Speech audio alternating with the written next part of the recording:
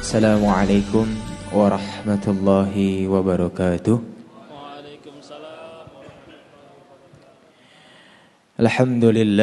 Alhamdulillahilladzi anzala as-sakinata fi qulubil mu'minin liyazdadu imanan ma'a imanihim. Walhamdulillahilladzi arsala rasulahu bil huda wa dinil haqq liyuzhirahu 'alad dini kullihi wa kafa billahi shahida. Asyhadu an la ilaha illallah wahdahu la syarika lah, iyyahu na'budu wa iyyahu nasta'in. Nasyhadu anna Muhammadan 'abduhu wa rasuluhu la nabiyya ba'dah, al-mab'utsu rahmatan lil alamin. Allahumma fashalli wa sallim ala hadzal nabiyil karim sayyidina wa habibina wa maulana Muhammadin wa ala alihi wa ashabihi ajma'in. Amma ba'du, fa ya ibadallah, hadirin bapak-bapak, ibu-ibu, saudara-saudaraku yang dimuliakan oleh Allah Subhanahu wa taala. Qala Allah Subhanahu wa taala fil Qur'anil Aziz, bismillahirrahmanirrahim. Fala tuzakku anfusakum huwa a'lamu bimanittaqa. Ayat ini bisa sama-sama kita baca dalam surah An-Najmu, surah nomor 53 ayat nomor 32.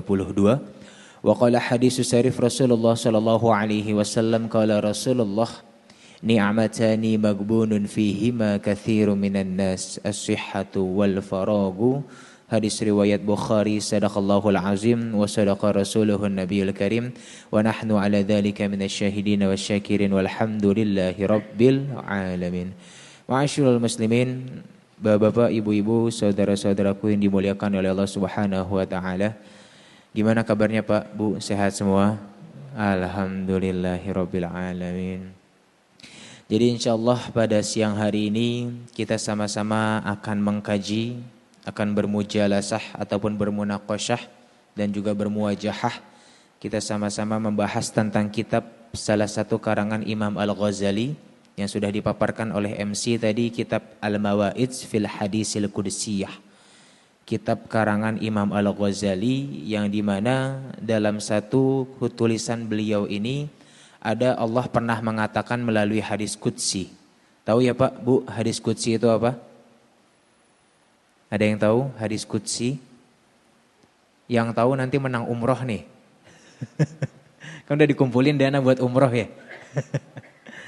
Hadis qudsi ini merupakan perkataan Allah ataupun firman Allah yang tidak tertulis dalam kitab suci Al-Quran, yang tidak termaktub dalam kitab suci Al-Quran, tetapi ini langsung diwasilahkan kepada baginda Rasulullah SAW, sehingga diabadikan menjadi hadis qudsi. Biasanya kita mendengar hadis itu perkataan Rasulullah, tetapi kalau hadis qudsi ini perkataan Allah yang disampaikan kepada Rasulullah dan Rasulullah menyampaikan kepada umatnya. Sehingga ada dalam kitab Al-Mawa'id fil Hadisil Qudsiyah ini Allah pernah berfirman melalui hadis qudsinya yang secara konteks dapat diartikan yang pertama, kam min 'abidin afsadahul ujbu wa kam min ghaniyyin afsadahul ghina wa kam min sahihin afsadathul afiyah wa kam min faqirin afsadahul faqru wa kam min 'alimin afsadahul ilmu wa kam min jahilin afsadahul jahlu. Yang artinya Allah pernah bersabda, Allah pernah berfirman dan memanggil kepada ya ibni Adam, wahai anak cucu keturunan Adam, kam min abidin afsadahul ujbu, betapa banyak ahli ibadah yang celaka karena kesombongannya. Wa kam min ghaniyin afsadahul ghina, betapa banyak orang yang kaya celaka karena kekayaannya, kata Allah. Wa kam min sahihin afsadathul afiyah, betapa banyak orang yang sehat celaka karena kesehatannya. Wa kam min fakirin afsadahul faqru, betapa banyak orang yang miskin celaka karena kefakirannya. Kam min jahilin afsadahul jahlu, betapa banyak orang yang bodoh celaka karena kebodohannya.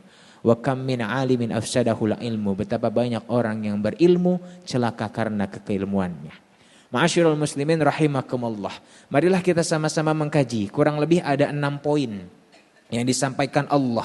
Secara tidak langsung Allah ini menyindir kita.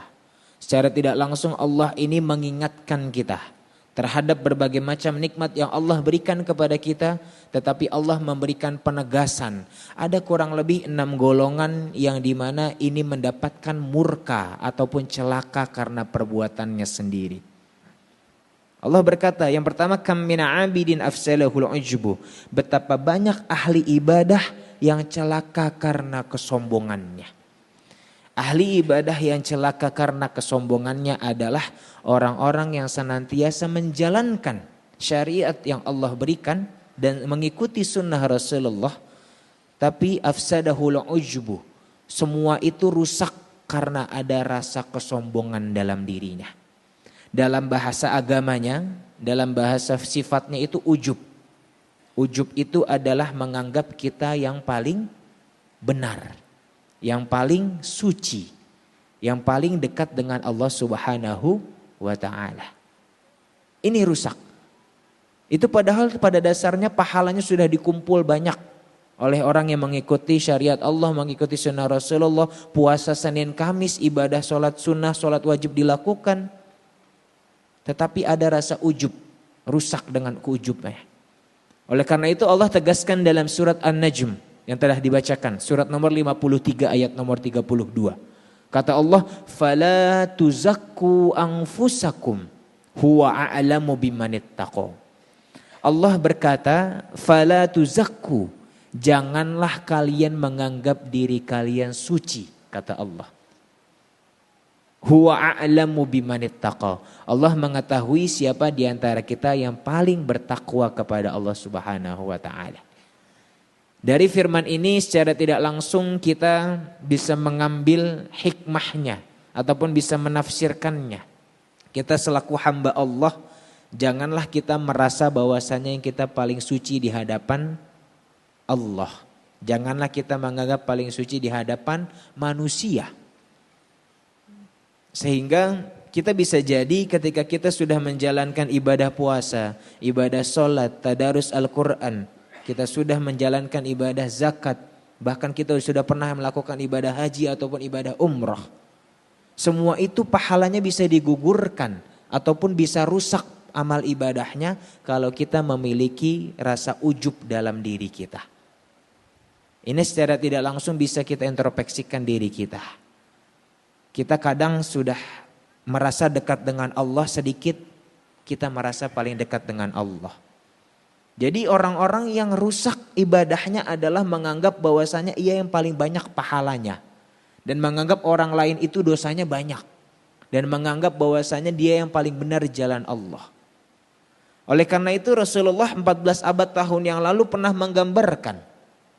Dosa ujub itu, dosa sombong itu lebih bahaya daripada dosa orang yang melakukan kemaksiatan.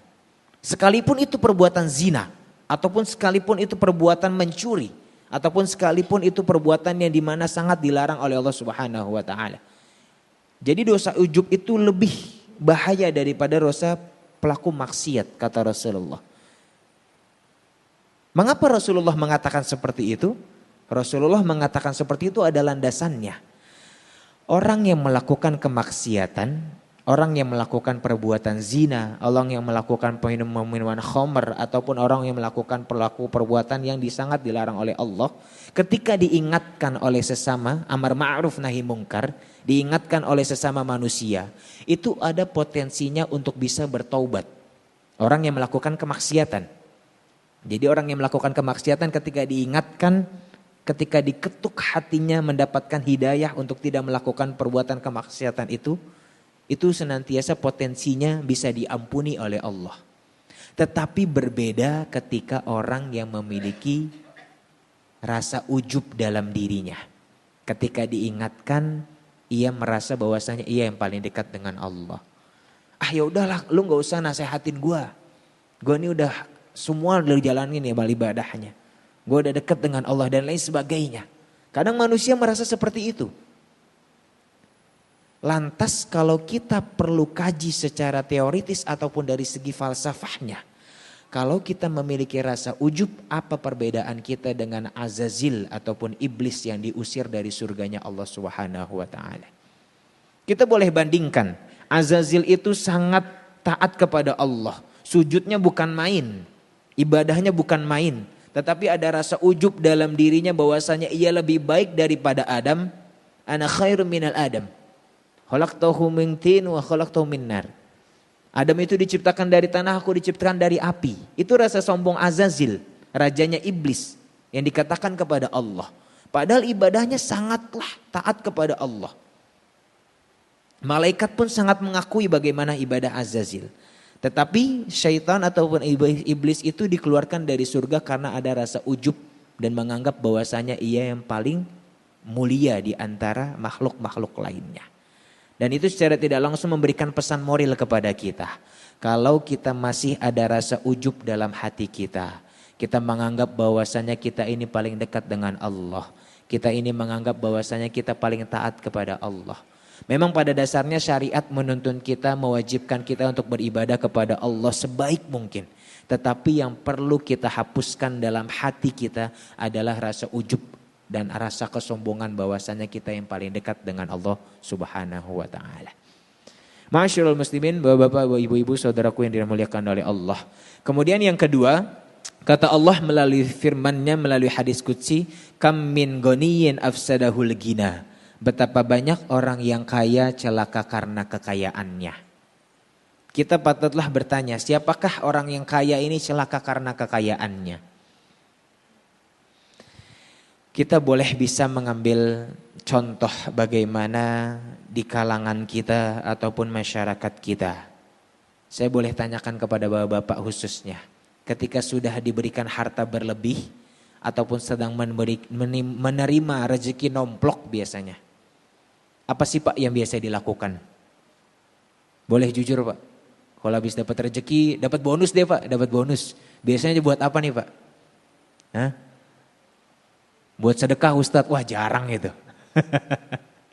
Buat memberi makan orang Ustadz, wah jarang itu biasanya.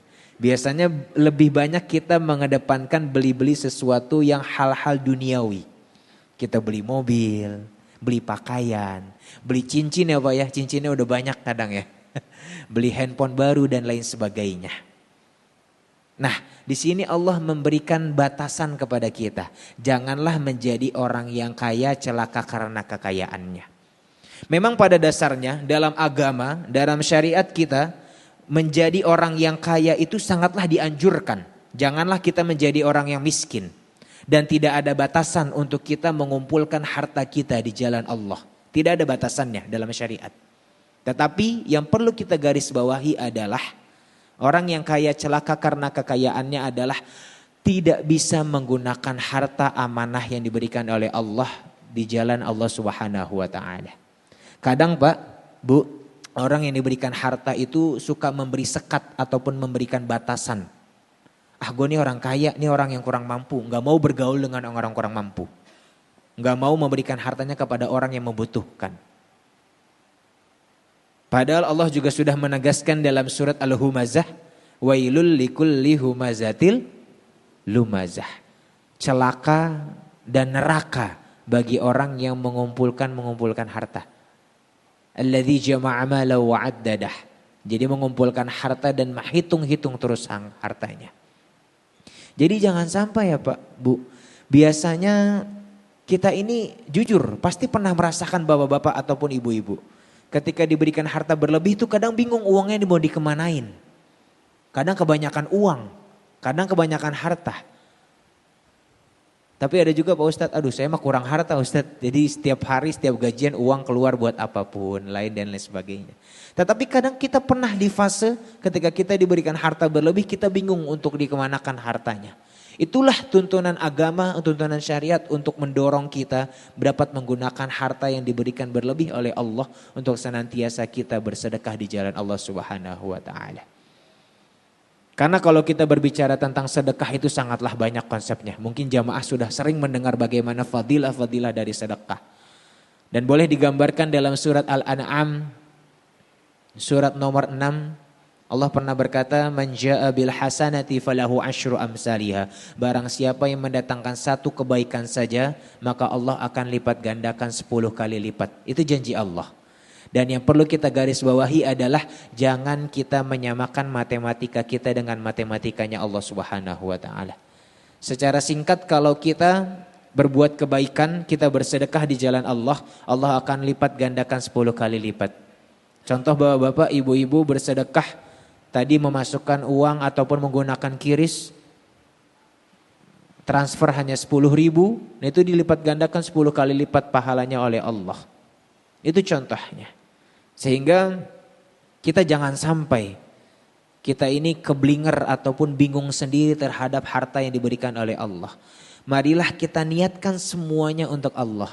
Ketika kita mendapatkan rezeki, kita berikan nafkah kepada istri kita, itu senantiasa untuk beribadah kepada Allah. Memberikan nafkah untuk anak kita, itu beribadah kepada Allah. Kita beli sesuatu pun yang sifatnya duniawi, kita membelikan baju baru, setidaknya kita beli baju baru itu, bajunya itu senantiasa pernah dilakukan untuk beribadah kepada Allah. Itu konsepnya. Jadi walaupun kita membelikan sesuatu, kita menggunakan handphone, kita menggunakan hal-hal yang duniawi, kita membeli mobil dan lain sebagainya, kita gunakan mobil itu untuk mengikuti kajian. Kita menggunakan baju itu untuk beribadah kepada Allah. Kita menggunakan alat elektronik ini untuk beribadah kepada Allah. Itu insya Allah kalau kita semua niatkan ibadah kepada Allah, kita dijauhkan dari kam min goniyin afsadahul gina. Orang-orang yang celaka karena kekayaannya. Nah, ma'asyiral muslimin, bapak-bapak, ibu-ibu yang dirahmati Allah. Kemudian yang ketiga, kata Allah dalam hadis qudsinya, kam min sahihin afsadathul afiyah. Betapa banyak orang yang sehat celaka karena kesehatannya. Ini Allah secara tidak langsung tuh memberikan sindiran kepada kita yang sering sekali kita lupakan. Tadi orang yang kaya celaka karena kekayaannya. Sama kayak kita orang yang sehat celaka karena kesehatannya. Jadi tidak heran 14 abad tahun yang lalu Rasulullah SAW pernah bersabda, ini amatani magbunun fihima kathiru minan nas. As-sihhatu wal faragu. Hadis ini diriwayatkan oleh hadis Bukhari. Jadi kata Rasulullah, ada dua nikmat yang sering dilupakan oleh manusia. Magbunun fihima kathiru minan nas. As-sihhatu wal faragu. Nikmat kesehatan dan nikmat waktu yang luang.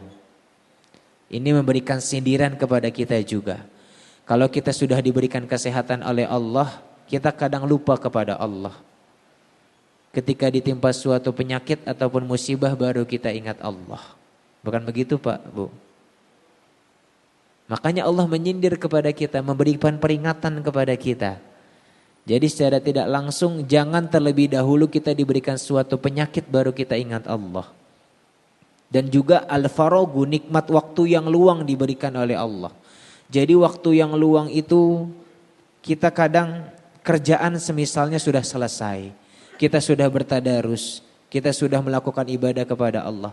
Kadang waktu yang luang ini yang dimana potensinya kita melakukan perbuatan dosa. Mengapa Allah dan Rasulullah menganjurkan kita untuk beristighfar, untuk senantiasa meminta ampun kepada Allah? Karena pada dasarnya manusia itu lebih mudah untuk melakukan perbuatan dosa daripada untuk melakukan perbuatan ibadah kepada Allah Subhanahu wa ta'ala. Jadi dalam artian ibadah itu sangatlah berat dan dosa itu sangatlah mudah untuk dilakukan. Jadi secara tidak langsung itulah mengapa anjuran untuk beristighfar itu senantiasa dilakukan dan diwajibkan kepada kita. Karena dengan adanya istighfar itu secara tidak langsung kita dapat menenangkan hati kita. Dan senantiasa juga dapat menggugurkan dosa-dosa yang secara tidak langsung kita sadari ataupun tanpa kita sadari yang pernah kita lakukan. Oleh karena itu janganlah kita menjadi orang-orang yang celaka karena kesehatan yang diberikan Allah kepada kita semua. Marilah kita gunakan kesehatan ini dengan sebaik mungkin. Marilah kita gunakan nikmat kesehatan ini dengan beribadah kepada Allah. Jangan terlebih dahulu Allah berikan suatu penyakit kita ingat Allah. Janganlah terlebih dahulu Allah memberikan musibah baru kita ingat Allah. Karena kalau kita ditimpa musibah, ditimpa suatu penyakit, itu termasuk orang-orang yang merugi. Dalam artian kita ditegur oleh Allah dulu baru kita ingat Allah. Tetapi orang-orang yang senantiasa ketika ia tanpa ditegur oleh Allah sudah menjalankan semua kewajiban yang Allah berikan kepadanya, itu insya Allah orang-orang yang dimana senantiasa akan dirindukan oleh surganya Allah Subhanahu wa ta'ala.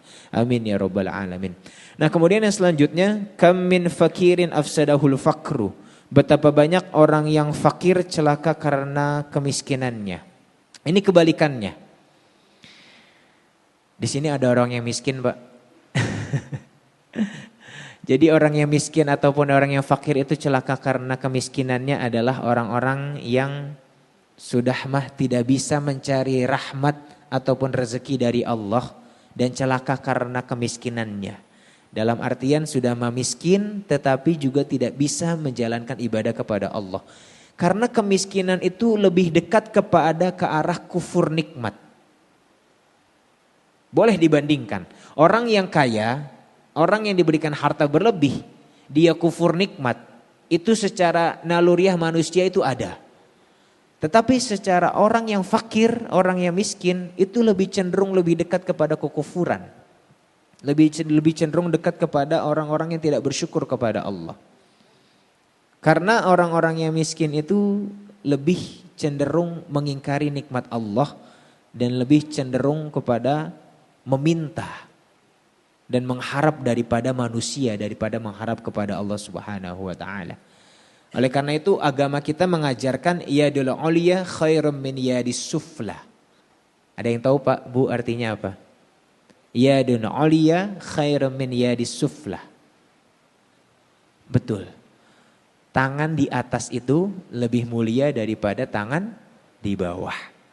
Kita jadi itu ajarannya kita lebih baik bersedekah daripada kita minta-minta. Daripada tangan kita di bawah. Itulah tuntunan agama mengajarkan kepada kita. Oleh karena itu tadi saya sebutkan kita sangat dianjurkan untuk menjadi orang yang kaya. Dan sangat tidak dianjurkan untuk menjadi orang yang miskin. Karena ketika kita sudah miskin itu kita jauh dari Allah. Kita lebih pada kufur terhadap nikmat Allah. Oleh karena itu orang-orang yang miskin itu adalah orang-orang yang celaka. Yang dimana tidak bisa menjalankan ataupun mensyukuri nikmat yang Allah berikan kepada kita semua. Nah, kemudian yang keempat, kata Allah melalui hadis qudsinya, kam min alimin afsadahul ilmu. Betapa banyak orang yang berilmu celaka karena keilmuannya. Orang yang berilmu celaka karena keilmuannya adalah orang-orang yang berilmu tetapi tidak bisa mengamalkan ilmunya kepada orang yang kurang ilmu. Allah juga memberikan penegasan kepada kita. Jadi orang yang celaka karena keilmuannya ini adalah orang-orang yang sudah mendapatkan ilmu tetapi menggunakan keilmuannya untuk membohongi orang. Banyak ya Pak, Bu. Orang yang ilmunya lebih tinggi tuh membohongi orang biasanya. Jadi membuat dusta ataupun ia mengajarkan hal-hal yang tidak baik kepada orang yang kurang berilmu. Makanya ada pepatah Islam yang mengatakan al-ilmu bila amalin kasyajarin bila thamarin. Ilmu itu ibaratkan pohon. Jadi pohon itu kan lebih enaknya kalau dia berbuah. Kalau misalnya tidak berbuah itu tidak elok dipandang. Makanya ilmu itu seperti orang-orang yang mengamalkan, kalau misalnya mengamalkan ilmunya seperti pohon yang berbuah. Dalam artian kalau kita bisa mengamalkan ilmu kita, itu senantiasa keserta seperti pohon yang berbuah, enak dipandang. Dan kita bisa bermanfaat kepada orang lain. Memang pada dasarnya Allah juga menegaskan dalam surat Al-Mujadalah. Allah katakan yarfa'illahu alladhina amanu minkum walladhina utul ilma darajat. Allah senantiasa mengangkat derajat orang-orang yang berilmu di antara kalian semua. Walladhina utul ilma darajat. Itu akan diangkat derajatnya oleh Allah. Jadi itulah pedoman agama juga mengajarkan kepada kita. Utlubul ilma minal mahdi ilal lahdi. Jadi kita menuntut ilmu itu tidak ada habisnya. Makanya alhamdulillah ketika hati kita didorong untuk mengikuti kajian, alhamdulillah dibarengi dengan menuntut ilmu, kita senantiasa mengikuti kewajiban yang Allah berikan kepada kita. Karena menuntut ilmu itu tidak habisnya. dari semenjak kecil, bahkan sampai kita menjelang maut pun kita diwajibkan untuk menuntut ilmu. Karena pada dasarnya keilmuan yang kita miliki itu tidak ada senilai apapun di pandangan Allah. Dan ilmu sebanyak apapun yang kita miliki, kata Allah dalam surat Al-Isra, surat nomor 17, wa ma utitum minal ilmi illa qalila. Sesungguhnya sebanyak apapun ilmu yang kalian miliki, aku hanya memberikan itu hanya sedikit kepada kalian. Itu banyak. Allah banyak menyindir kita melalui Al-Quran. Allah banyak memberikan peringatan kepada kita. Jadi hendaknya kita itu orang-orang yang berilmu adalah orang yang bisa mengamalkan ilmunya. Dan yang kedua senantiasa bisa bertadabbur ataupun bertafakkur terhadap berbagai macam alam semesta yang diciptakan oleh Allah Subhanahu wa taala. Nah, kemudian yang terakhir kata Allah melalui hadis qudsinya, kam min jahilin afsadahul jahlu. Betapa banyak orang yang bodoh celaka karena kebodohannya. Ini sama dengan orang yang miskin celaka karena kemiskinannya. Orang yang bodoh cenderung itu tidak dekat dengan Allah. Cenderung tidak bisa dan tidak mau untuk menuntut ilmunya Allah. Dan kita yang tidak boleh dan perlu digarisbawahi adalah jangan kita pernah membodoh-bodohi orang. Janganlah kita menganggap bahwasanya ilmu kita yang lebih daripada orang yang bodoh. Sehingga daripada itu inilah sama korelasinya ketika kita untuk diwajibkan menuntut ilmunya Allah. Jangan sampai kita menjadi orang yang bodoh. Karena pada dasarnya kalau kita bodoh di dunia bisa jadi kita juga bodoh di akhirat. Karena kita tidak bisa menuntut ilmu agamanya Allah, ilmu-ilmu Allah. Kalau kita tidak bisa menuntut ilmunya Allah di dunia, bagaimana kita bisa mendapatkan keselamatan di akhirat kelak nanti. Sehingga seperti itu konsepnya. Sehingga insya Allah kita semua dijauhkan daripada 6 golongan yang kurang lebih orang-orang yang celaka dalam pandangan Allah Subhanahu wa taala. Yang pertama adalah orang yang alim celaka karena ibadahnya, orang ahli ibadah celaka karena kesombongannya. Yang kedua, kamin ghaniyin afsadahul ghina, orang yang kaya celaka karena kekayaannya. Kamin fakirin afsadahul faqr, orang yang miskin celaka karena kefakirannya. Kamin sahihin afsadatul afiyah, orang yang sehat celaka karena kesehatannya. Kamin alimin afsadahul ilmu, orang yang berilmu celaka karena keilmuannya. Dan yang terakhir, kamin jahilin afsadahul jahlu, betapa banyak orang yang bodoh celaka karena kebodohannya. Sehingga insya Allah kalau kita semua bisa mengambil dan menjauhkan diri kita dari 6 golongan yang dilarang ataupun dimurkai oleh Allah Subhanahu wa taala, insya Allah Allah senantiasa akan mengaruniai kehidupan kita di jalan Allah Subhanahu wa taala dengan penuh keberkahan, dengan penuh keselamatan di dunia maupun di akhirat kelak nanti. Amin ya rabbal alamin. Barakallahu fikum. Mungkin ada pertanyaan? Alhamdulillah, jazakallah khairan.